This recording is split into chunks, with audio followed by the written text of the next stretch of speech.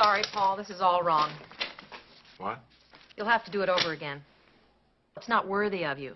Throw it all out. Except for that part of naming the gravedigger after me. You can leave that in.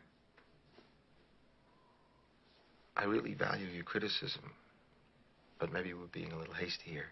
Paul, what you've written just isn't fair. Not fair. That's right. When I was growing up in Bakersfield, my favorite thing in all the world was to go to the movies on Saturday afternoons for the chapter plays. Cliffhangers. I know that, Mr. Man. They also call them serials. I'm not stupid, you know. Anyway, my favorite was Rocket Man. And once it was a no-brakes chapter. And the bad guy stuck him in a car on a mountain road and knocked him out and welded the door shut and tore out the brakes and started him to his death.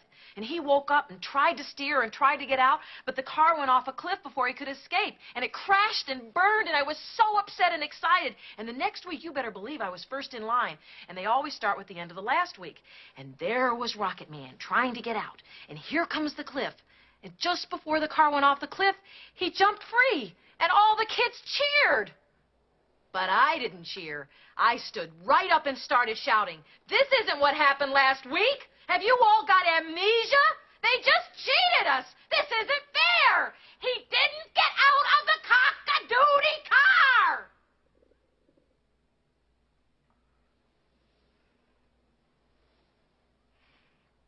They always cheated like that in chapter plays.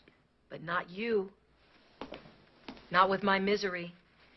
Remember, Ian did ride for Dr. Cleary at the end of the last book, but his horse fell jumping that fence, and Ian broke his shoulder and his ribs and lay all night in the ditch, and he never reached the doctor. So there couldn't have been any experimental blood transfusion that saved her life. Misery was buried in the ground at the end, Paul, so you'll have to start there.